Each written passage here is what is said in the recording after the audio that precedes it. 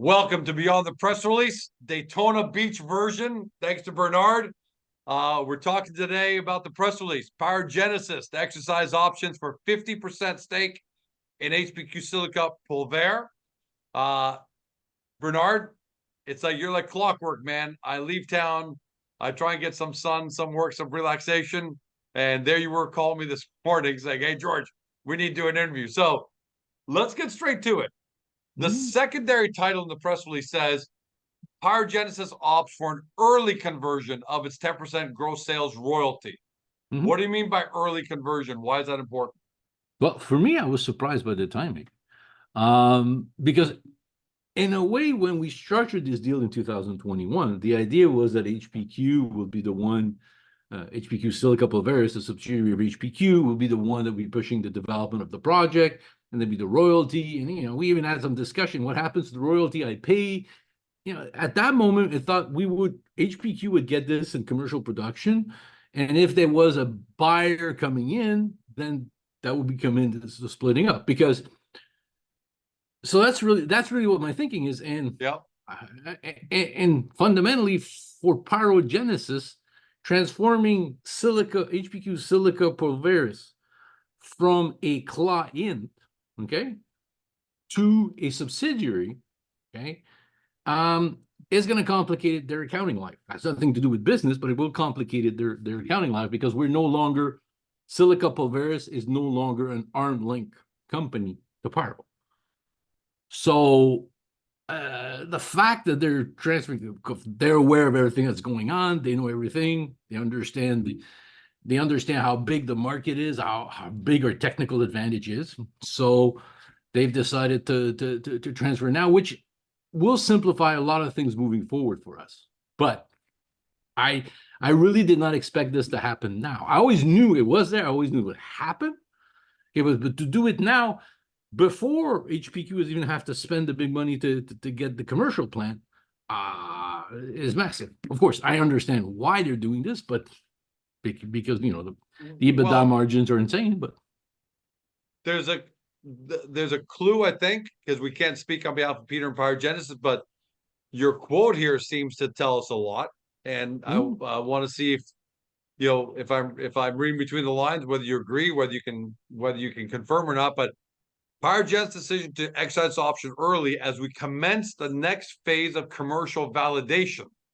Blah, blah, blah, mitigates future financing risk and eliminates a prospective obstacle in our ongoing discussions with potential partners in the development of the Fumed Silica business. So should we be reading into this that between your quote and the action of Pyrogenesis to do this early, or should we be reading into this that discussions with a potential partner are perhaps going better or faster than planned? Because that's what it seems like. I'm going to say it, but that's my opinion. People want to hear what you have to say. It is what's going on. The reality was that the structure did seem a bit confusing to people. So when you talk to third party, he says, should we talk to Pyrogenesis? Should we talk to HPQ? Who should we talk? It wasn't clear, the structure. Second of all, because the royalty was so rich, 10% on top, you got to remember that's, before I make any money, before HPQ Silicon Pulveris made any money, 10% of that was going to Pyro directly. Okay. In addition to the money coming from the equipment, the construction, all those issues. So that was a very generous contract to Pyro. And that was sort of like bringing into question. Now, if we were to do licensing deal for the technology, well, how do you do a licensing deal when there's an in-between royalty into it? It sort of complicated the entire structure. Now it's going to be easier. There's going to be two shareholders. There's going to be two shareholders. There's going to be a shareholder agreement between the two. And, logically, we'll split 50-50 the cost of moving forward, and we'll split 50-50 the profits coming out of it. The good news is the profit margin will be even better. I wrote my January 10 press release that it was going to go up by 5%, but I sort of revised my numbers to 10%. So I think, like, from memory, I can get that out. I think I had that out 2 seconds ago. I'll just give it to you. The FSR, like in the presentation, you just go take a look at our presentation that's out there. Yep. There was a line that says pyro royalty. Okay. So if we made $5 million of revenue, that was 500,000 that went to pyro. Okay. So our gross sales was 4.5. Our cost to make it, so our EBITDA margin would change. So based on the projections that we have for silica pulveris, okay, the EBITDA margins are now between 72% to 90%. Oh, so the deck is going to change again for like the eighth Well, time the deck's going to have in to 2 change months. But what I found interesting, I'm making a note right here because you said it. Mhm. And again, I'm going to press you, and maybe you can't, but you said, how can you do a licensing deal if you have a royalty deal on this? So is that what we're looking at? Are you, or is that, are Oh, you just talking I'm theoretically, not. or are we potentially looking at a licensing deal happening and this structure just makes it cleaner all the way around for everybody? Okay, let's be very clear. If we do deals before we start the pilot plant, not quite sure, but I know after it'll be moving fast. That's my humble belief. They'll be moving fast. The technology is going to be proven. We demonstrate we can do it. We'll now demonstrate that our EBITDA margins is massive, so we can compete head on with the majors into it. So yes, in the discussion, it's part of it because it's sort of complicated. It's sort of complicated the structure. I didn't think it was complicated, okay, but I always know 1,000% more than everybody out there. And sometimes I think that people are as aware as I am because they read the material, but I know my material from A to Z. And I can understand that people do quick, beeline to try to figure out what's going on. They don't understand the detail. So the detail is simple structure. We have a technology that works very, very well at lab scale to make commercial grade fumed silica. We are 100% believers that this will be converted that this will be done at pilot scale. Pyrogenesis is 100% committed to it. Okay. They had no obligations to do it now. It wouldn't have changed anything with the success and everything moving forward. It wouldn't change anything. But they still did it now for multiple of reasons that as we get closer to the fumed silica, I think it's going to be a big winner for both of us. Like I think, Pyro will have many of their success, like HPQ will have many of their success. So that'll be a joint win. Some questions from investors on Agoracom, which is, could you help explain how this could be beneficial to HPQ shareholders? Because there's some talk about, well, we now give up, and they always use on the table anyways, not like a surprise, but it seemed, I guess, people were more comfortable with 10% of revenue versus 50% of equity. Because now it seems like it's officially they've only got half. How is this beneficial to HPQ shareholders to have this conversion take place early as opposed to theoretically a day or a week or a month before a potential sale, which is when you'd expected this thing to have happened theoretically in any business case? How does this benefit HPQ shareholders today? Well, it benefits HPQ shareholders for multiple reasons. One of them is, yes, we start splitting, okay, the after profit results, okay, after taxes, after profit results. Before, we were committed to giving out the before. So that's a big difference, and that's worth a lot. And this was basically a perpetual royalty. So that's why it comes into it. And I think people need to remember the genesis of this transaction with pyrogenesis. All right. It is not HPQ that went to pyrogenesis to say, fumed silica, can you do it? Okay. It was as we had come to see them, and we had the quartz expertise, we had that understanding. Okay. They, through a series of events that is related to pyrogenesis, had this opportunity and were looking for a partner to do it with. And since we had a great working relationship, it was agreed that it would be done commonly. Okay. So this is a transaction that Pyrogenesis brought to HPQ. When I saw it, I jumped on it because I saw the potential. And I probably saw more the potential of this than even the guys at Pyro saw at that time. So that's why the deal was structured that way. So it was the historical deal at that moment, and now it's coming back, I think, to a much more logical idea of just creating a joint venture.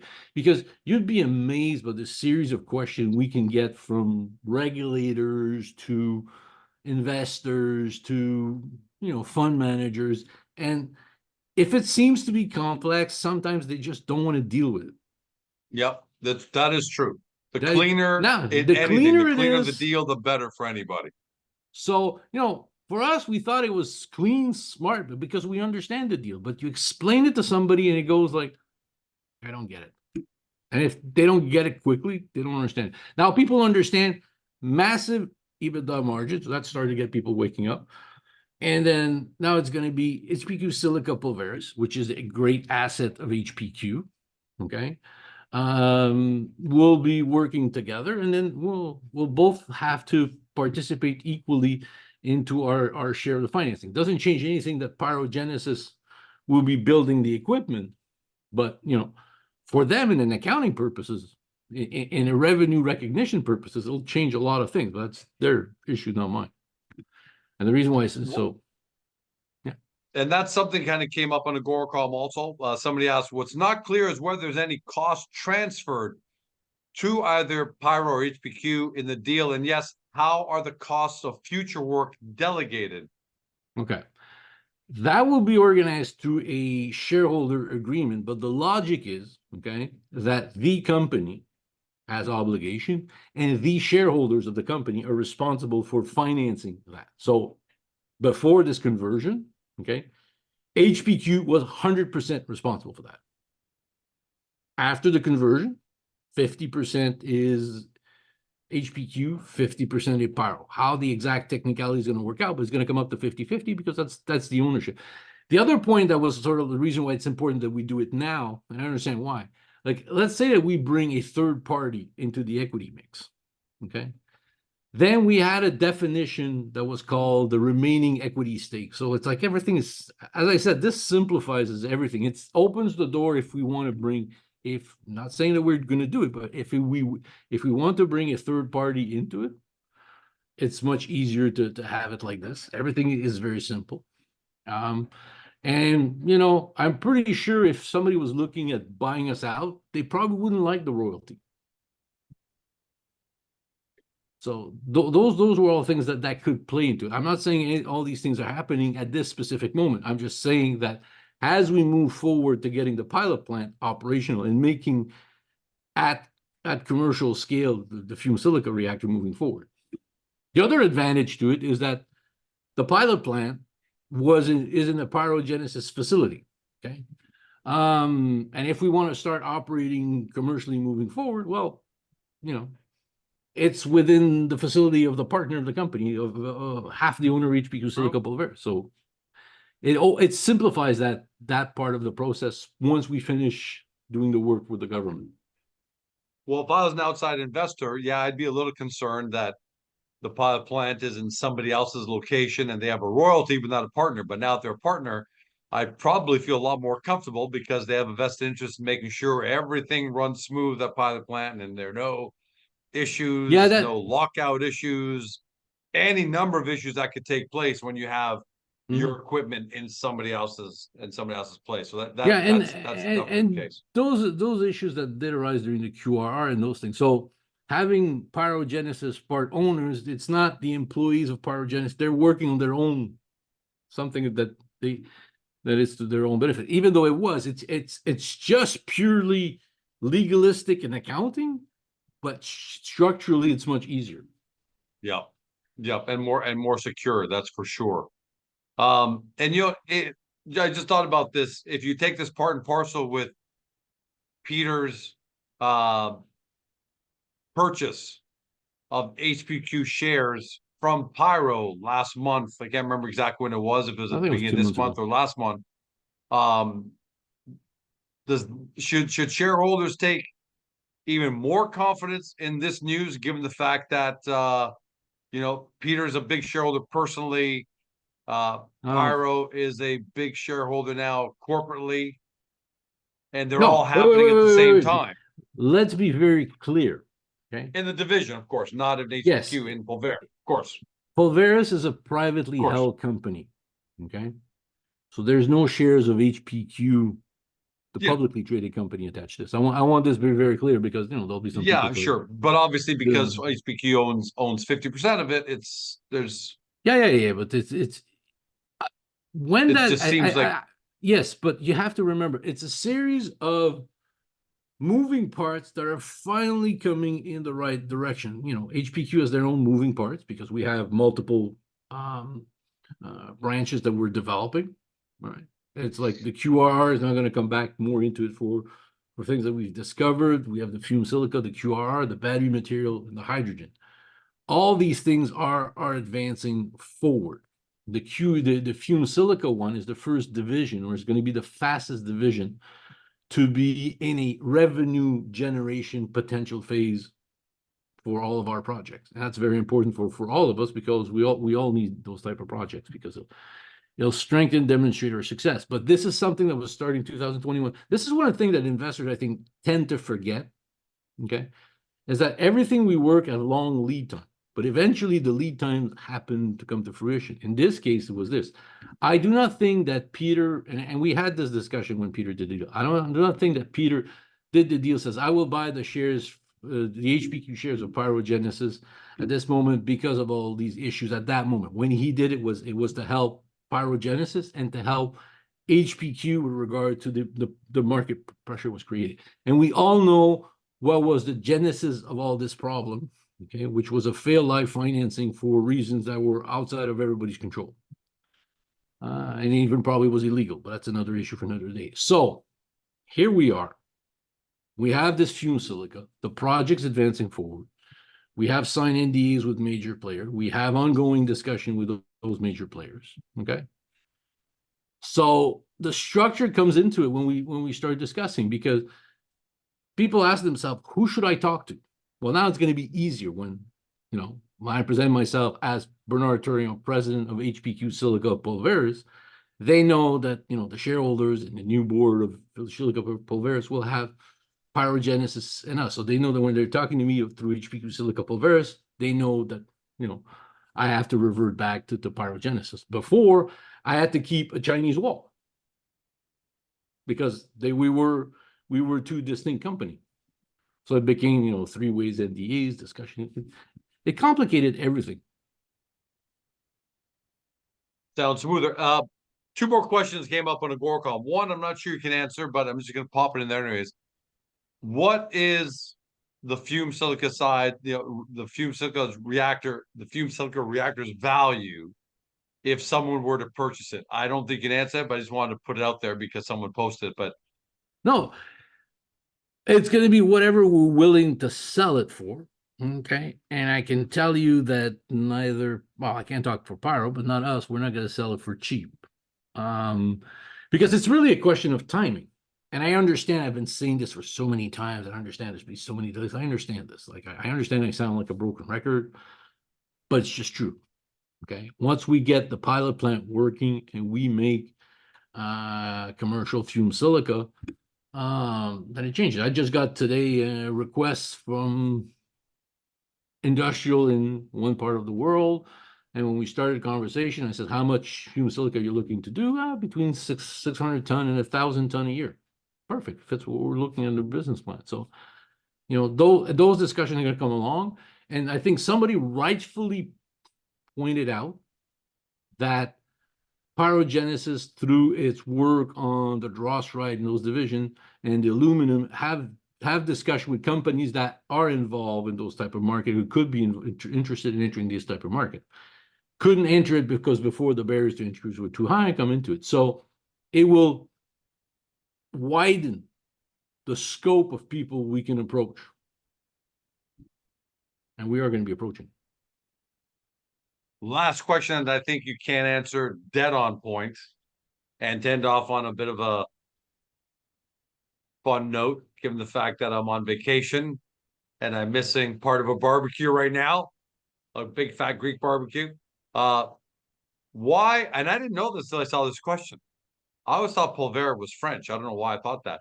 Why an Italian name?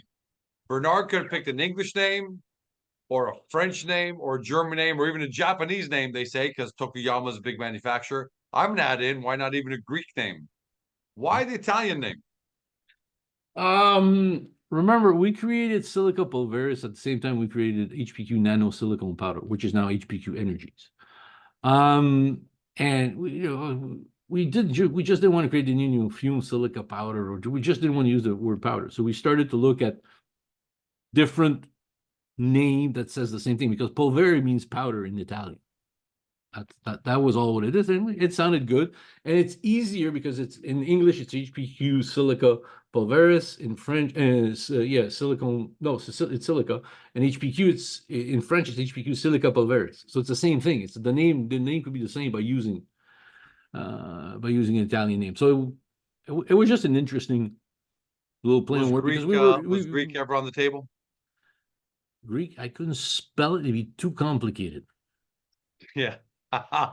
Tell me, what would be the powder? How do you say powder in Greek? I actually don't know. There you funny go. Part that you say that. I don't know what the official name is, because that was one of those words that got gringlicized. Puda, bring the puda. All right, man.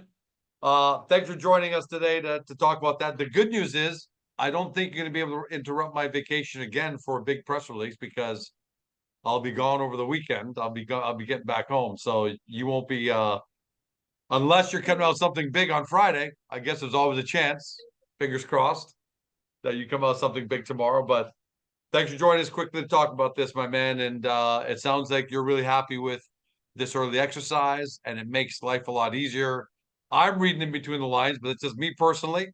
I'm reading between lines. It sounds like something is inching closer, for lack of a better term, because all this structural stuff is taking place. And whenever I see that as a lawyer, I start thinking, hey, maybe there's a reason for all that. Again, pure speculation. No way take that for anything more than George and Daytona Beach speculating. But from Daytona, cheers to all of you. Thanks for joining us. Bernard, my man, don't call me again for 20 hours, and I'll see you next time. See you next time.